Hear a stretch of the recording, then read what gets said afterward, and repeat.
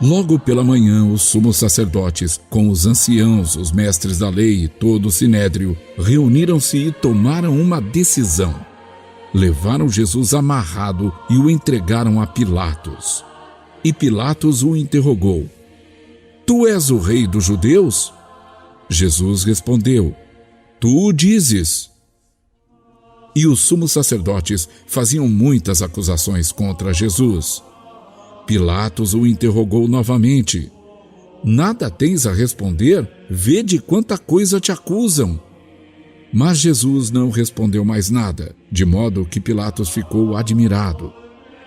Por ocasião da Páscoa, Pilatos soltava o prisioneiro que eles pedissem.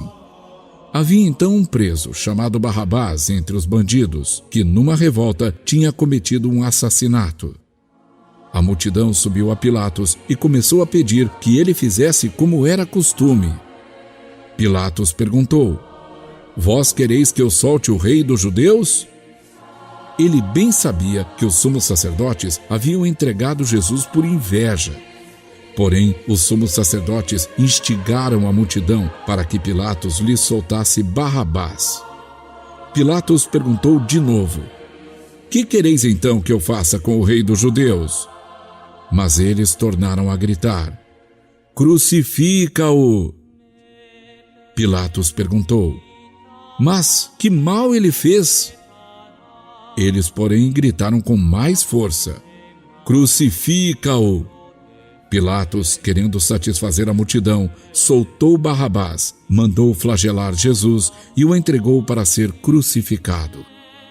Então, os soldados o levaram para dentro do palácio, isto é, o pretório, e convocaram toda a tropa. Vestiram Jesus com um manto vermelho, teceram uma coroa de espinhos e a puseram em sua cabeça. E começaram a saudá-lo: Salve o rei dos judeus! Batiam-lhe na cabeça com uma vara, cuspiam nele e, dobrando os joelhos, prostravam-se diante dele. Depois de zombarem de Jesus, tiraram-lhe o manto vermelho, vestiram-no de novo com suas próprias roupas e o levaram para fora, a fim de crucificá-lo. Os soldados obrigaram um certo Simão de Cirene, pai de Alexandre e Rufo, que voltava do campo, a carregar a cruz.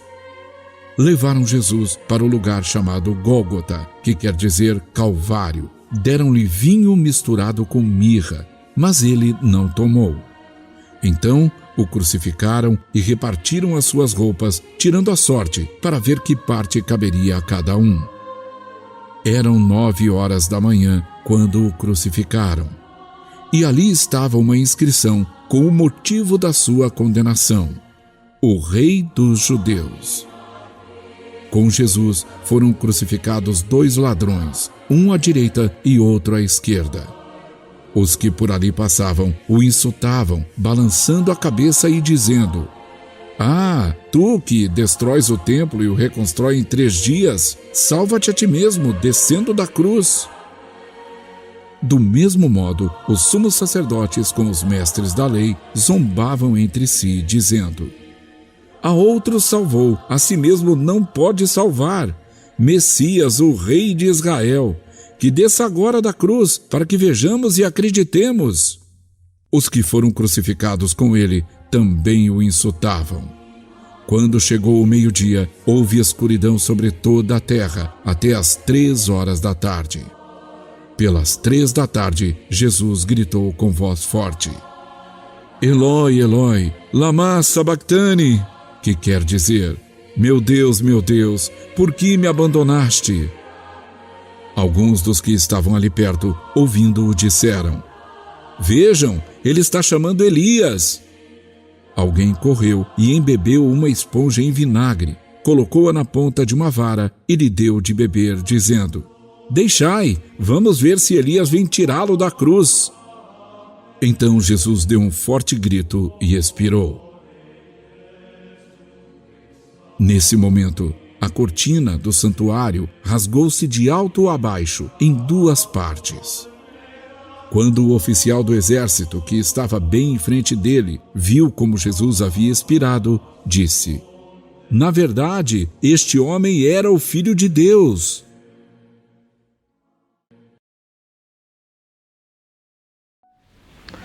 Shalom!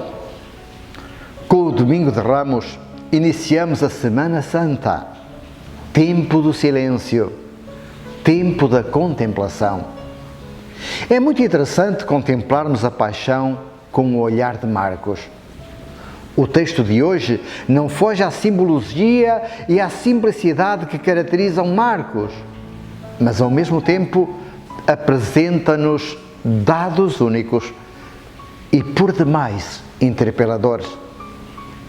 Desde o Jardim das Oliveiras até à morte na cruz, surgem pormenores muito interessantes. Vamos dar-lhes atenção. Jesus não esconde o seu medo.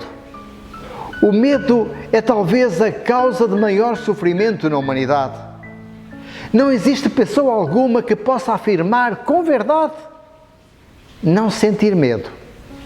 Sentir medo é humano. Jesus havia assumido nossa natureza com todas as consequências. Diante do sofrimento que percebe avizinhar-se, ele se angustia e sente medo. Medo da dor, medo da morte, como qualquer mortal. Habituámos-nos a ver Jesus como alguém muito forte, um ser superior, capaz de dominar todas as suas emoções. É dessa forma que os outros evangelistas o apresentam. Marcos prefere mostrar-nos um Jesus bem humano. Também ele chorou, sentiu medo, sentiu necessidade de alguém que estivesse com ele, sentiu até dificuldade na obediência ao Pai. Sentiu-se fraco como qualquer ser humano diante da morte. Os sentimentos não dependem de nós, são involuntários. Temos o direito de o sentir, só não podemos permitir que nos dominem. A fraqueza, a dor, fazem com que Jesus se aproxime mais do coração do Pai, com quem fala de uma forma absolutamente confiante. Chama-o de Abá, que em aramaico significa papai, papá, como só as crianças sabem dizer. Interessante que somente Marcos percebe esta ternura de Jesus com Deus, neste momento tão doloroso quanto dramático. Fala-lhe abertamente, implora que reconsidere a situação. Será que é mesmo necessário passar por tanta dor? Tudo te é possível. Afasta de mim este cálice. Porém, a sua obediência ao projeto do Pai é total. Mas não se faça o que eu quero, mas o que tu queres. A missão está acima dos medos. A confiança no Pai não acontece apenas nos momentos agradáveis, quando tudo corre bem. É sobretudo nos momentos difíceis, da dor mais intensa, que a confiança se revela. Como havia feito ao longo de toda a sua vida, também agora Jesus se coloca inteiramente disponível diante de Deus. Se isto é necessário para que a humanidade compreenda e acolha o amor de Deus, que assim seja. O sofrimento de Jesus é silencioso. Permanece indiferente ao beijo de Judas e não reage quando Pedro fere o criado do sumo sacerdote.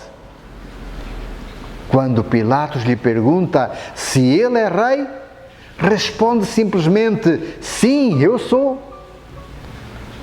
Ao longo de todo o processo, Jesus se mantém silencioso. Diante das provocações e dos insultos, nada responde. Fraqueza? Derrota? Conformismo? Jesus não se perturba diante da arrogância e das calúnias. Está tranquilo. Sua confiança no Pai é absoluta. Sabe que Deus vai agir no seu momento, não no momento que os homens gostariam. O tempo de Deus é diferente. Ele e o Pai estão em plena sintonia. Nada o irá impedir de levar sua missão até ao fim. Jesus sente a solidão. Os discípulos esperavam algo diferente. Viam-no como um rei. Aos seus ouvidos ainda ressoam as aclamações do povo na entrada triunfal de Jerusalém. Contavam com dificuldades e até se prepararam para elas. A prova disso era a espada nas mãos de Pedro. Uma palavra dele e os discípulos se ergueriam para lutar. Darei a vida por ti, dissera Pedro. Só não conseguem entender seu silêncio, sua inação. Por isso fogem, atarantados, derrotados, sentindo na garganta o nó da desilusão.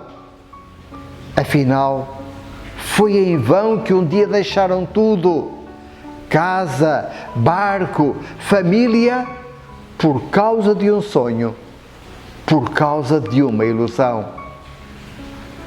Jesus se sente só, abandonado pelos discípulos, traído pela multidão que prefere Barrabás, insultado, esbofeteado, humilhado, sofre sozinho. Não há uma palavra amiga, uma mão que o conforte. É duro sofrer sozinho.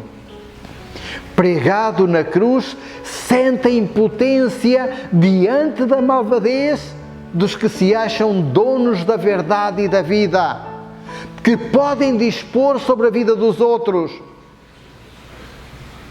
dos que se creem mais fortes que o próprio Deus.